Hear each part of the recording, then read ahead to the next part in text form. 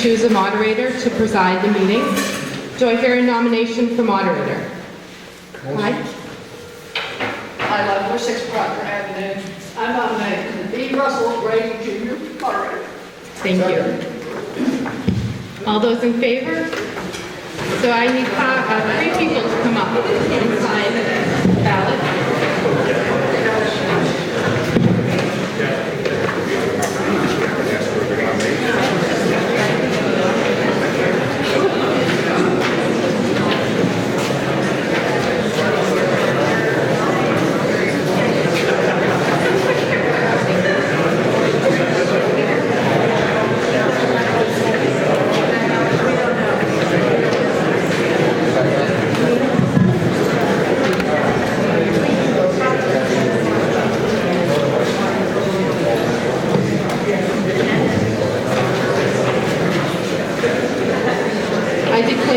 Russell Brady has been elected to serve as moderator for this meeting.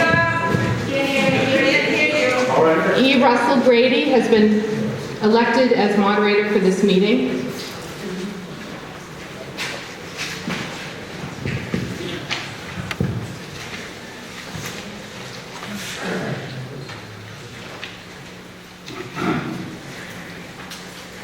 Do you swear that you will support the Constitution of the United States and of this state so long as you shall continue a citizen thereof, so help you God?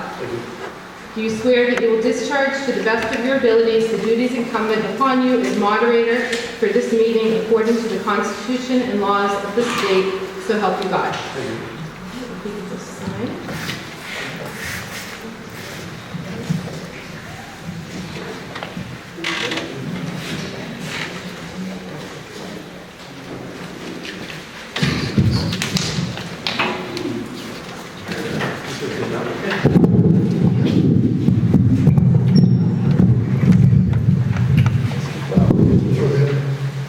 Good evening, everybody. Lucky me. I just want to go over a couple of housekeeping issues. I'll do my best to speak loud, and it's best if you'll make sure that when people are speaking that we're as quiet as we can be so we can hear them. Before we get going, I'm going to ask for a motion to allow non-resident voters or non-voters to speak. And that's typically because folks that work for the town live outside of town. They may have information that they need to share. So at this moment, I'll entertain a motion to allow non-voters to speak. So moved. Second.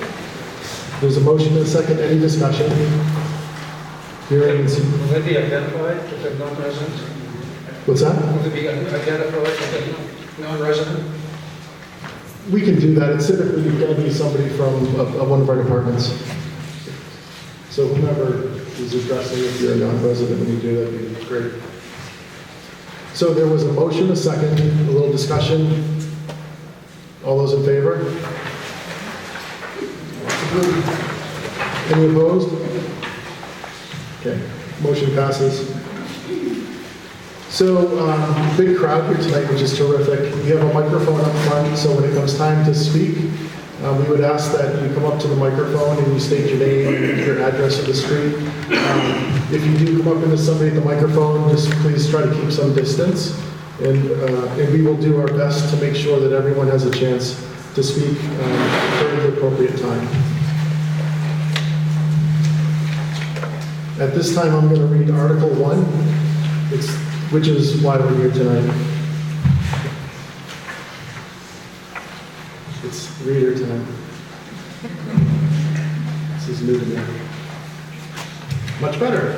All right, so Article 1 is to see if the town will vote to authorize the Board of Selectmen to execute a 20-year first priority mortgage lien on the Cape Porpoise Pier property, York County Registry of Deeds, Book 3122, page 6, in favor of the Federal Economic Development Administration as required for the Cape Porpoise Pier reconstruction project.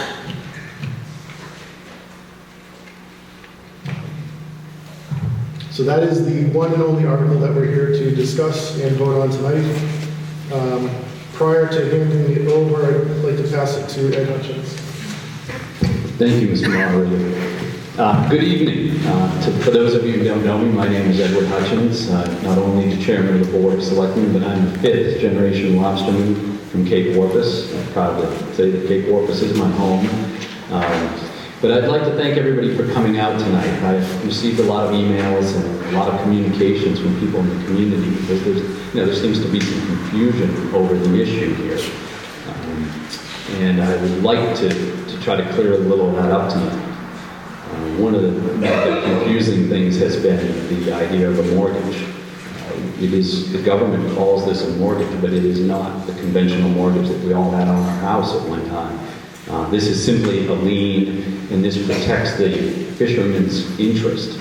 So when the government offered to give us $2.1 million, of course it comes with just a couple of strings, and one of those being that if they're going to give us this money, they want to make sure that in perpetuity, or at least for 20 years, that it stays a commercial entity.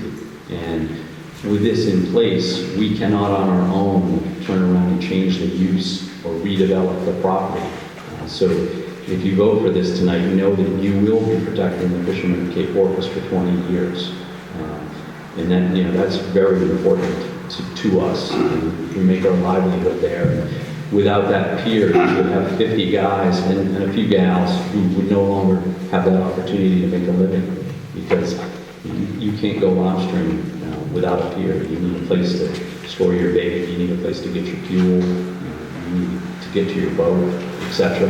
And most importantly, you need a place to bring the lobsters to at the end of the day. You can't just haul them up over the beach. That's not feasible. But I know that many of you have questions this evening, and we will do our best to answer those if they are asked in a productive manner. We will try to get to each one of them and get some resolution this evening on this. So at this point, I will yield the floor to the moderator. Thanks, Ed. So prior to going into a public comment session, we thought we'd ask Mike Klaus, the Honorable Mike Klaus, newly retired, to come up and share some of his wisdom on this project and how it's progressed over the years.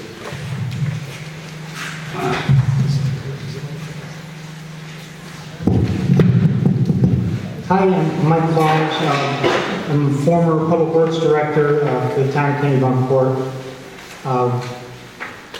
I was involved with obtaining this grant from the EDA, and it basically goes back to a FEMA disaster we had in 2018.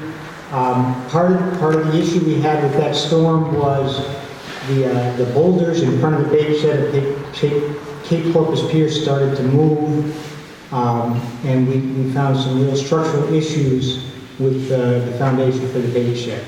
And the folks from FEMA looked at funding for that, and we found some money at EDA that would help that, and we went through the whole federal grant process to obtain that. But it's basically, it started with an FEMA disaster funds, and EDA actually took over management of the project.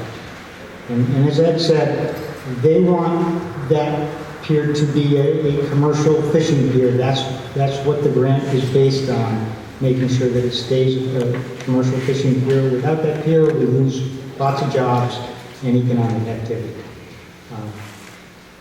So that's how this money came about, to get this pier. As far as the design that we went through, the design process, we've met with the selectmen and with the fishermen. There was we presented a preliminary design to the fishermen. There were some issues with that. We had the level of the bait shed wrong. We had parking access wrong, and we made our mistakes as designers. But we listened to fishermen and came back with another plan that I thought had pretty good approval. We've got the recreational boaters separated from the commercial fishermen. We've got improved parking. We've got the fuel system moved out of harm's way down in low water. and Barney Baker of GI Consultants has done a lot of work on that. I think we've met all the requests of the fishermen and the abutters to get this project going, but I'm certainly happy to hear from you guys tonight, but that's pretty much where we're at.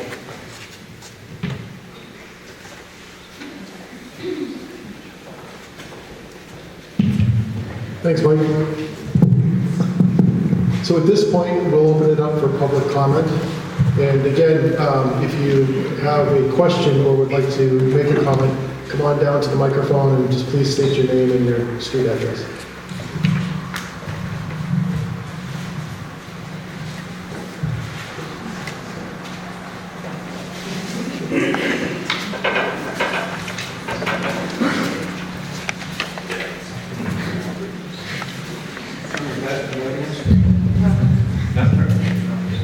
My name is Wesley Phillips. I live in Goose Rocks Beach.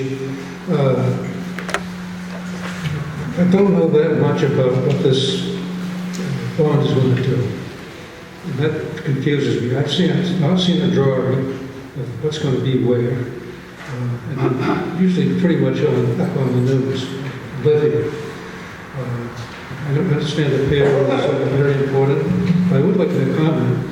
My grandfather was a fisherman out of Goose Rocks Beach. He had a dory that he rowed out, didn't have a motor, and took all his bait out and wheelbarrow. And that's how he made his living. So the pier, I understand, is essential. That's not a problem. What I don't understand is getting this grant, whatever you want to call it, exactly what it entails. Because the devil's always in the details. And I have not seen enough details for me to commit to this. And if somebody wants to enlighten me, please do. Thank you.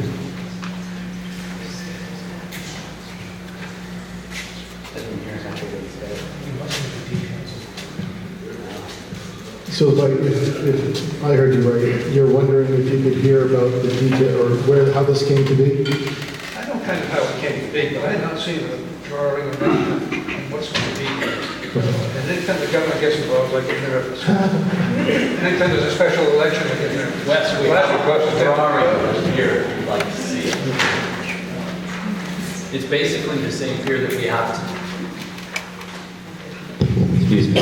It's basically the same pier we have today, only rebuilt. As Mike Claus said, the bait shed, I wish I could take you all down and give you a tour, because you vote this in so fast this meeting would be over right now. There wouldn't even be a question about it. There's a crack, a fissure, probably 4 inches wide and 2 inches at least tall, and it gets bigger and bigger every year in the bait shed. And that's evident by the fact that we put a $90,000 Band-Aid on the front of the bait shed, or on the front of the pier. You can go down and see what Brock Marine 2 years ago drove sheet piling in front of the pier to retain the wall that was all over granite. And the fill underneath the pier, my grandfather used to have, he was a lobsterman too, and he used to have he had a picture of, there was a U-boat tower on Stonehaven Hill, and they blasted it and destroyed it after World War II, and they took all the fill, and they had dump trucks came down and dumped it with the bait sheds, because that didn't exist until, I don't know, I remember as a kid they built the one that's existing, but that was all filled in after the war, and it wasn't probably done properly. So in 1959, I believe it was, or 58, they had to hire a guy from Wells to re-privet, because it came out, and Lori found this when she was looking through some of the old town meeting articles, it cost me $4,000, how things have changed. But that has expired. You can clearly see at low tide the stones leaching out from underneath it.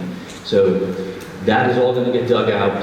They're going to leave the pilings that actually support the pier. They're going to rip the decking off. They're going to remove the cranes that we haul our bait and our lobsters in and out of our boats with and set them aside to be reused. And then they're going to remove the punt float on the end of the pier that's there now. We're going to tie up all our little skiffs to get back and forth to our boats and rebuild it with another newer one. And the gangplank that goes down will be turned 90 degrees and will be much longer and much safer, because going down that thing in the winter at low tide, I went to Plymouth State and I did a lot of skiing, and I don't remember anything that steep and that slippery. And then on the other end, we're going to put, as Wes alluded to, we're going to put 101 foot. The other one is going to be about the same length, by the way, the one that the commercial fishermen would use. The non-commercial side will be about 103 feet long, I believe, and it will have a 70-foot long gangway. These are ADA compliant. You know, people ask, why'd you do it this way? Why'd you do it that way? Well, because we have codes and other entities are involved in this. But that will be the biggest change to the pier. And it will actually widen it out and make it better. It'll make it easier for us. We could get 2 pickup trucks down on the pier at a time as opposed to 1 that we can get down there right now.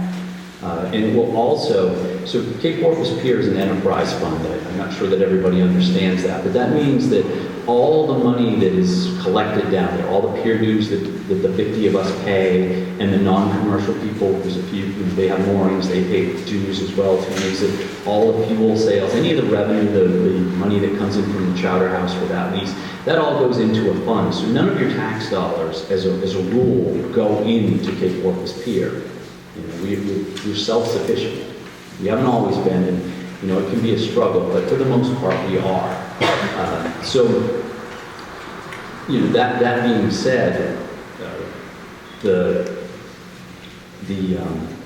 putting that float on the other end with a fuel pump on it is going to separate the pleasure boats. So when we come in oftentimes, especially in the weekends, we find pleasure boats tied all over the pier in our way, and they don't mean to, they don't know any better. I mean, they're just there to have a good time, go to the restaurant or what have you. And they're in our way, and it makes it difficult for us, and it makes us look like the bad guys when we're like, hey, get out of here, because we've got business to do. We'd like to go home at the end of the day. So this will put them all down onto their own float. And that's not to say the commercial guys can't use it, because non-commercial season, we lobster year-round. Pleasure craft don't. They're a lot smarter than we are. We don't take them wrong. So we'll be able to use that space. But this really stretches it out. It makes it much safer. I mean, I can't stress how much this is a complete no-brainer to do this. It's not going to cost you any money. We've already allocated the money. The federal government is willing to give us the money. The state is going to kick in $500,000 to this. The plans are right here before me, and I would encourage any of you to come look at them. And they've been thoroughly vetted.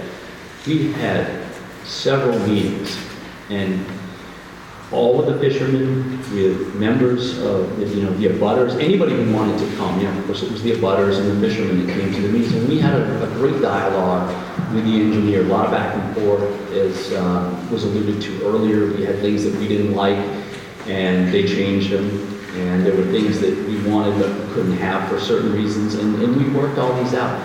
And until this week, nobody has complained. Not a single person has come to me and said, this is a bad plan, once we finalized it. So I am at a loss of all the emails I saw and all the speculation and some of the, I want to be civil, but some of the things that I saw that seriously disturbed me, especially when it was said that the lobstermen were against this. I can tell you, as a lobsterman, that we are not against this. There may be 1 or 2, there always is 1 or 2 people, but I see several in this audience tonight, and I'm pretty sure you can look around when the cards are held up. They're going to have their cards up the highest. So I've said enough, and if anybody else would like to come up to the microphone and speak, we, the rest of the board, would be happy to answer questions. Thank you. Right over here. Thank you. Just remember to state your name. So, my name is Charles Simmons. I live in Kennebunkport. So, can I just recap my understanding of why we're here? Sure. Okay. So, I think, as I understand it, this meeting is actually to approve the financing arrangement for the upgrades to the dock. The Board of Selectmen has been very helpful volunteering to basically provide information as an informational meeting to assuage your concerns. But I think the issue is the vote that they're going to ask for is approval of financing arrangements, which includes a grant, really a gift from the federal government. But attached to the $2 million funds is something they're calling a mortgage lien. So basically that means, I think, that the government's going to hold a lien against the property for the 20-year life, right? They're not going to have a release of lien for 20 years, right? That is correct. So basically, all the discussions we're having about the configuration is sort of moot, because, like Mike said, the design is well progressed, so it's about financing.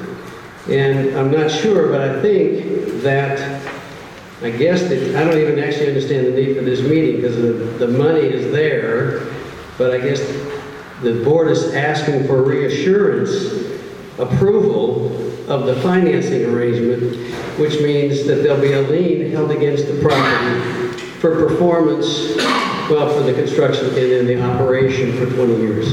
Is that right? So that's it. You are absolutely correct, and I couldn't have said that better myself, and I probably should have said that. But the reason that we're here tonight is twofold. One, when you say mortgage, we all, most people I know had a mortgage or have a mortgage at one point, and we all had to pay that back. So that's kind of scary when you're talking $2.1 million.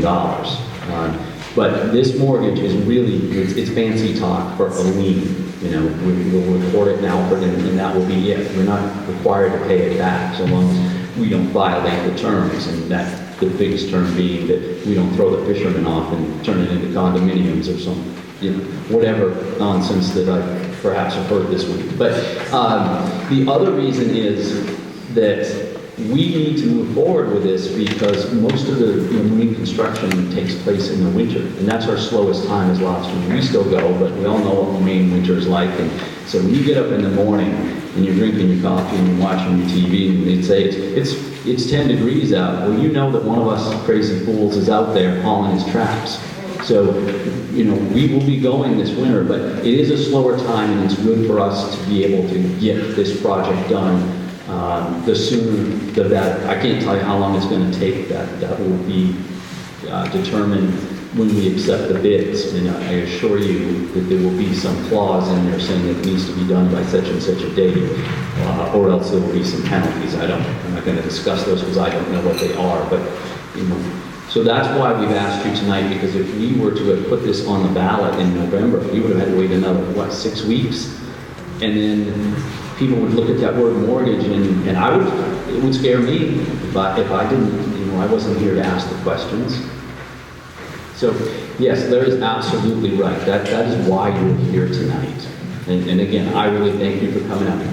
Thanks, Ed. Come on. Yeah, Bill.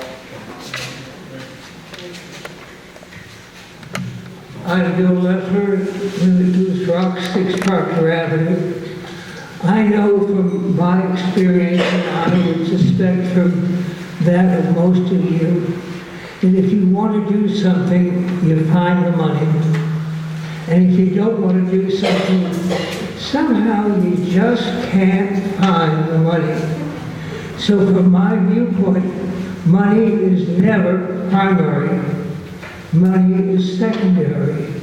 It comes after we decide what our priorities are.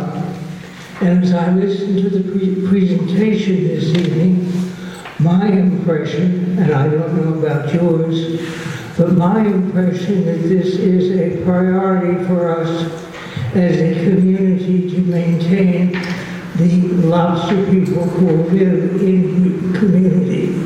And therefore, I would support the motion completely. Thank you. Thank you, Bill. Jim?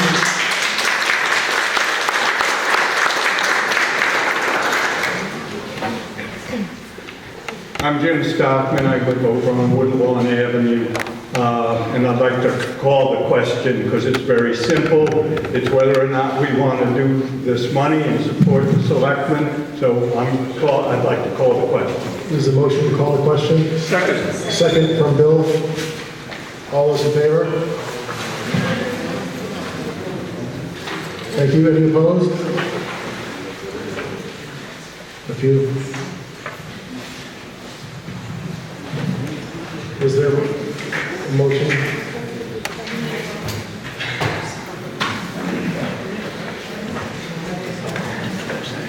Yeah, My name is Peter Eaton, and I'm a lawman out of Cape Office. I've been there over 60 years, and I'm the chairman of the peer committee.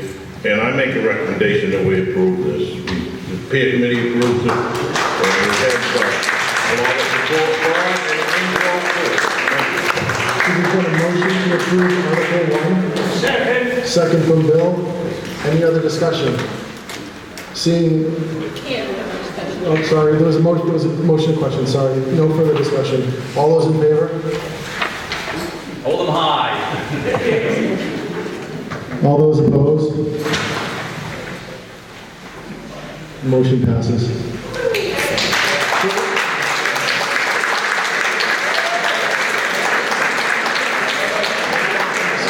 So real quick, we do need a motion to adjourn. So made. David, a second?